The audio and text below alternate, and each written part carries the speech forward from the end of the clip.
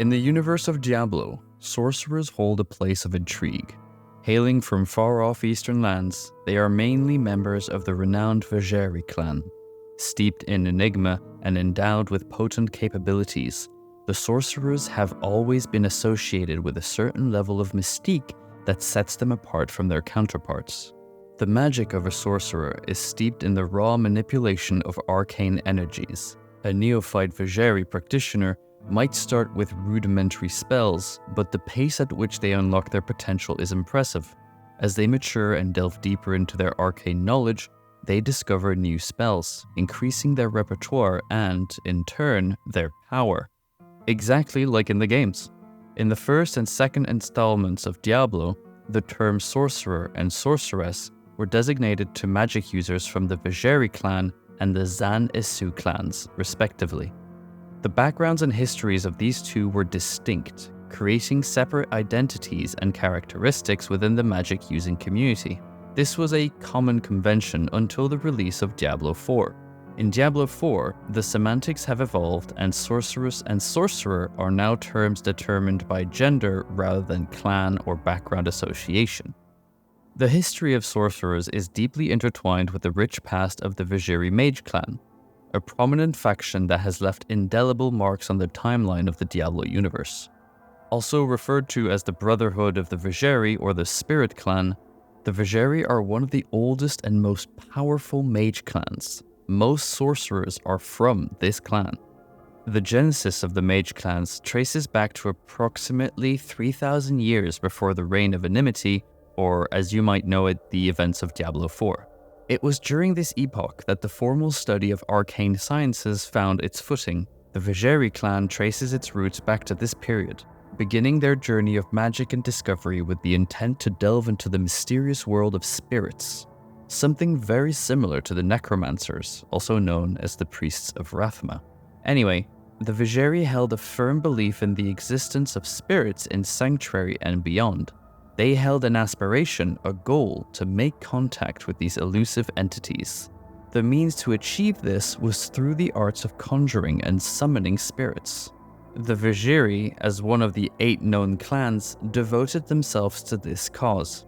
They conducted numerous experiments and pursued empirical research to understand the methods used by the priests of Rathma and the Druids, 2 groups who had managed to communicate with spirits.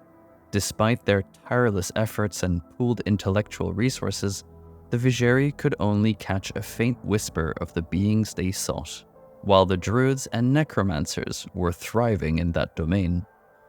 Their pursuit of spiritual communication took a drastic turn with the unassuming sorcerer, Jazreth. His unintended contact with the demon marked a significant event, for it revealed the existence of Sanctuary to the Burning Hells. This incident stirred up a storm within the Vizjerei clan. Controversy ensued as the Vizjerei grappled with the implications of controlling such entities. Debates raged over the ethical and practical aspects of their spiritual experiments. Eventually, a decision was made to veil the truth about their encounters and discoveries. This decision would cast a long shadow on the history of the Vizjerei clan, affecting their reputation and future endeavors in ways they could not have predicted. Some members of the clan saw the demons as slaves to be taken advantage of, while others saw them as leaders to follow. The history of the Vizjerei clan took a dark turn when a sorcerer by the name of Jazreth achieved a feat his peers could not. Grieving the loss of his family, his emotions were the key that unlocked a door to a realm they had not intended to explore. His communication was not with a spirit as they had initially presumed, but a demon, a creature steeped in malice and hate. Whether the Vizjerei clan was aware from the onset that their contact was not with a spirit is a topic of conjecture. What is clear is that they soon understood the true nature of the entity they had connected with. In a bid to control the narrative and mask the reality of their dangerous venture, the Vizjerei penned false history about Harash and his early interactions with the supposed dead. Unbeknownst to them, Harash's connection with the demon had inadvertently made Sanctuary visible to the Burning Hells for the very first time. The clan found itself embroiled in a whirlwind of controversy concerning this newly discovered art. There were voices of caution warning against the potential risk these entities posed to the world, claiming they could not be controlled. But amidst the dissent, one consensus emerged. The true nature of Harash's discovery must remain a secret. With time, the Vizjerei mastered this dark art, laying the foundations of demonology and harnessing the power of Hell's minions. Confidence grew within the clan, each successful control of a demon feeding their belief in their power and abilities. Their pursuit led them to summon increasing numbers of demons into Sanctuary, albeit for short periods. Their intentions were not militaristic. They sought knowledge rather than power, believing these demonic entities held insights into the universe and new forms of magic that could be learned and harnessed.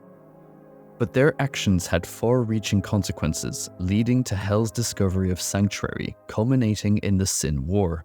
This clandestine war was fought between the great evils through the Triune and Inarius through the Cathedral of Light, with the allegiance of humanity as the prize in this cosmic struggle.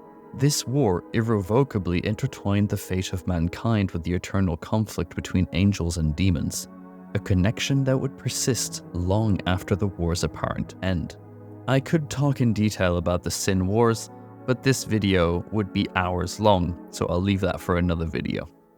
Following the Sin Wars, a new epoch began, the Age of Magic.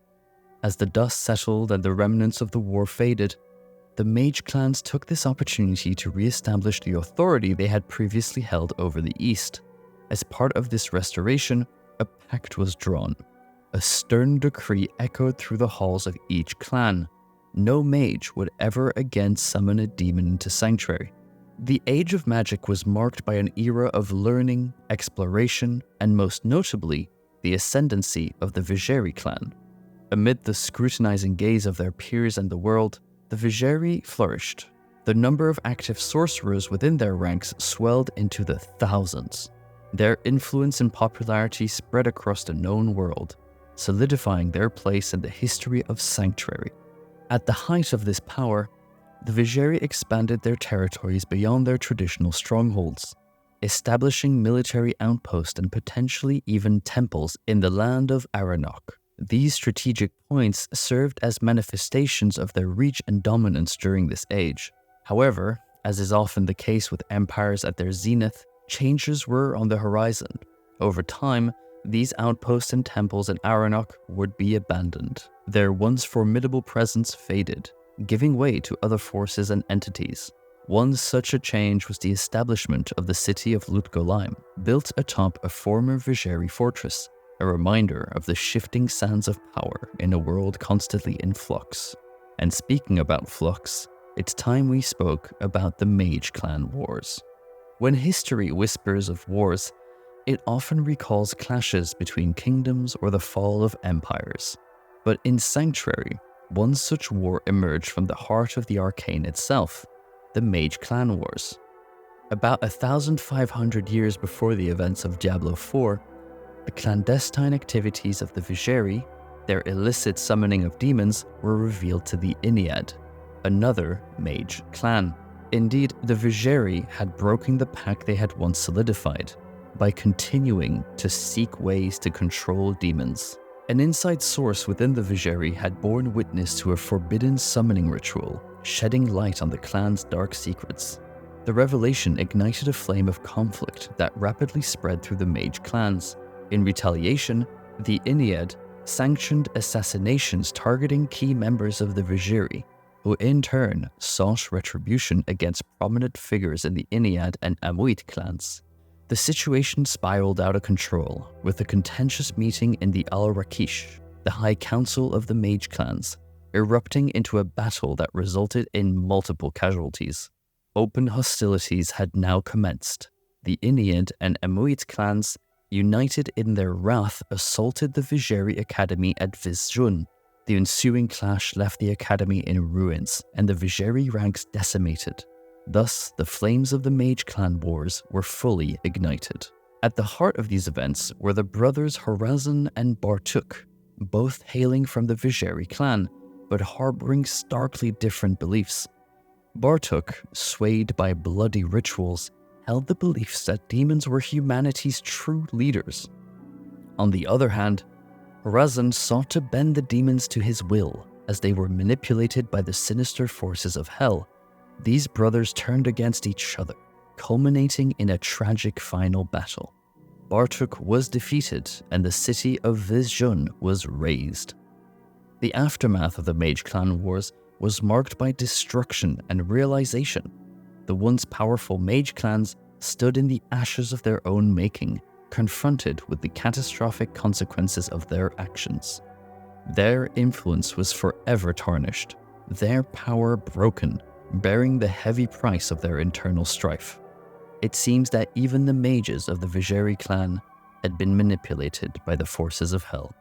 In the aftermath of this war, the Vizjerei clan, burdened with the stigma of their past actions, grappled with a considerable shift in their practices. The once illustrious summoners of demons found themselves at a turning point, choosing to spurn demonic magic, which had once been their backbone. In place of this dark path, they embraced the elemental forces, pivoting their mystical pursuits to the raw and untamed powers of nature. Despite this shift, their reputation remained tarnished, the echoes of their past still ringing in the ears of many.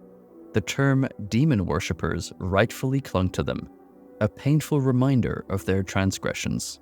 As the age of magic gave way to the age of faith, the influence of the mage clan diminished in Eastern culture. Their once powerful and respected position was reduced to mere fragments of what it had once been. Amidst this cultural shift, the Vizjerei sought rebirth from the ashes of their past. During the darkening of Tristram in Diablo 1, the Vizjerei dispatched several sorcerers to the troubled town. In this endeavor, the clan hoped to unravel and eliminate the dark evil growing within Khanduras, while also unearthing potentially lost tomes of magical knowledge. It was a Vizjerei sorcerer named Jazreth who, along with his companions Aiden and Morena, defeated Diablo, the Lord of Terror. Post the Worldstone's destruction, the Trade Consortium Council of Khaldum sought to unite the fragmented mage clans.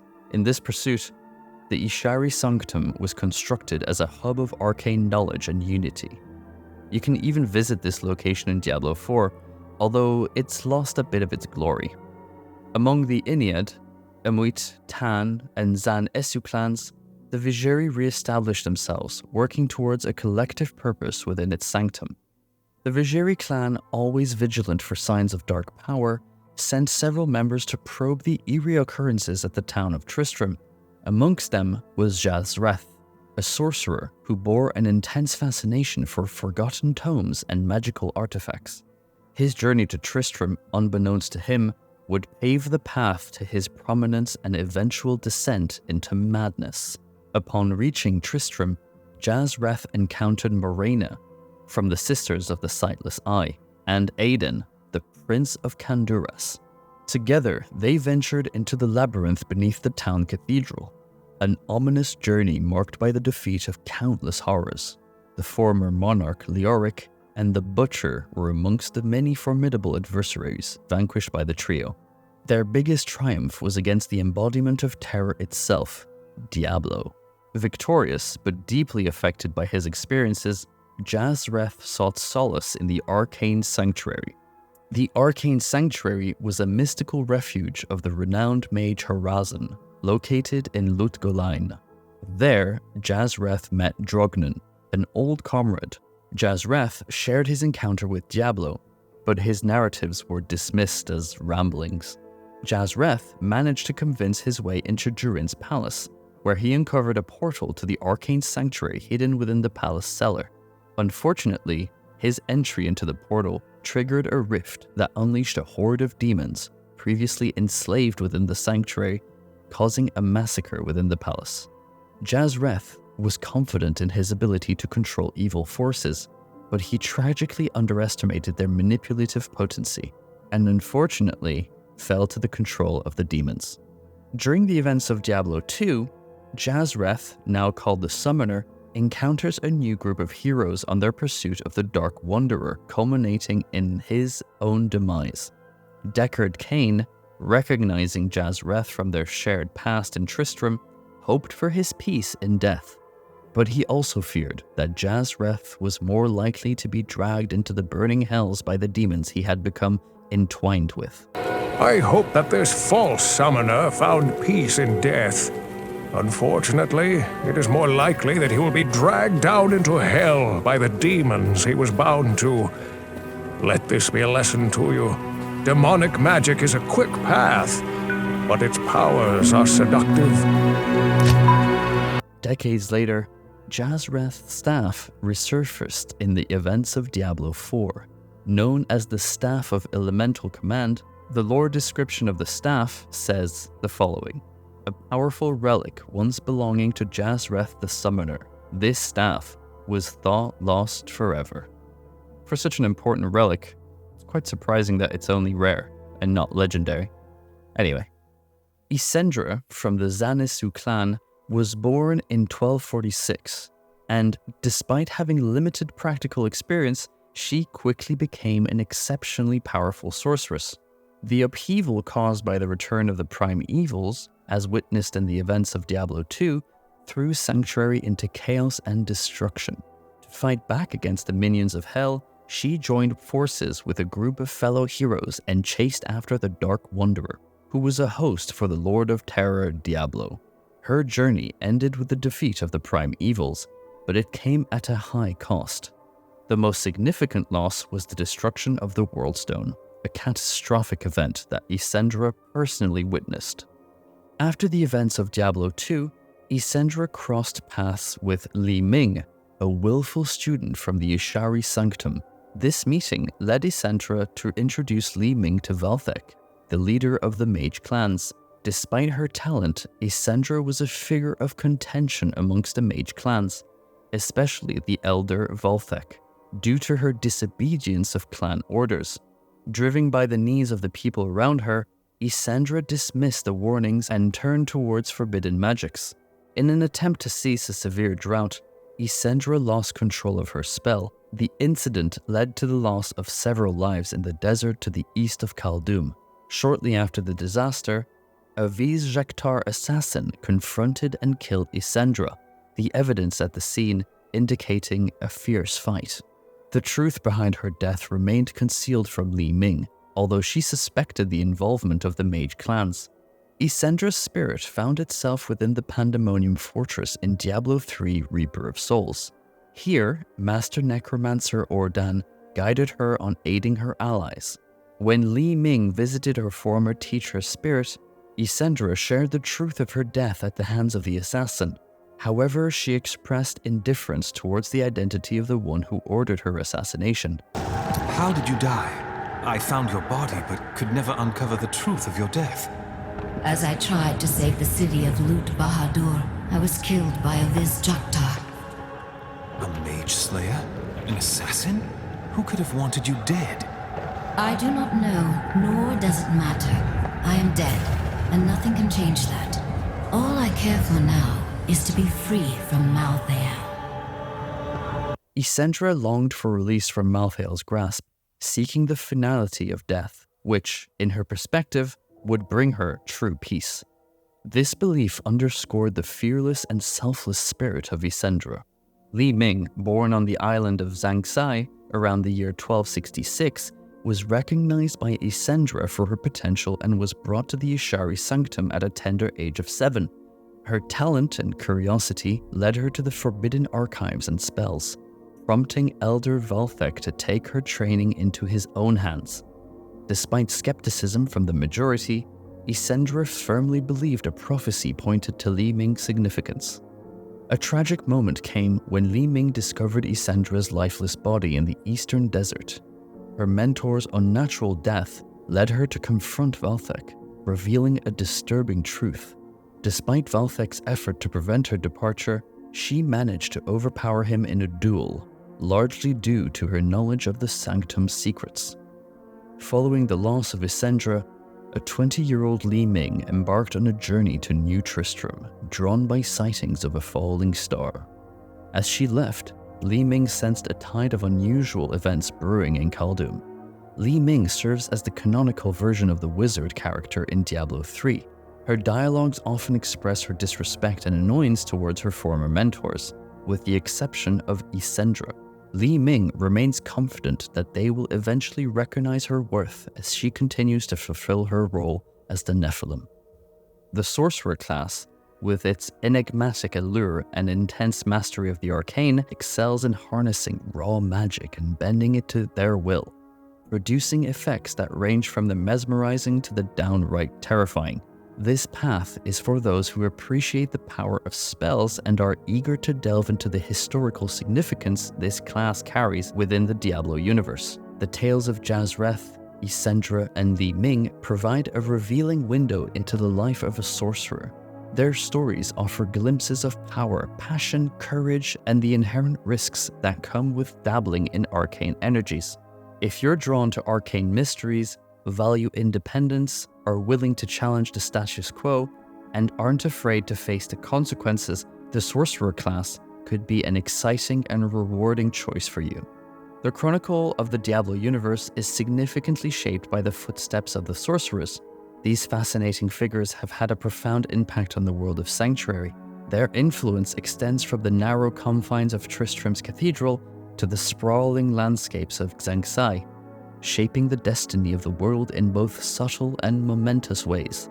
Every player who chooses to embark on the journey of a sorcerer adds to this growing legacy, writing a new chapter in the epic saga of the sorcerer's place in the world of Sanctuary. So what do you think about the Sorcerers? I'm very tempted to roll Sorcerer for the next season, that's for sure. I think it's important also for me to mention Tal Rasha, which was one of the first Haradrim leaders and also one of the most powerful sorcerers of all time.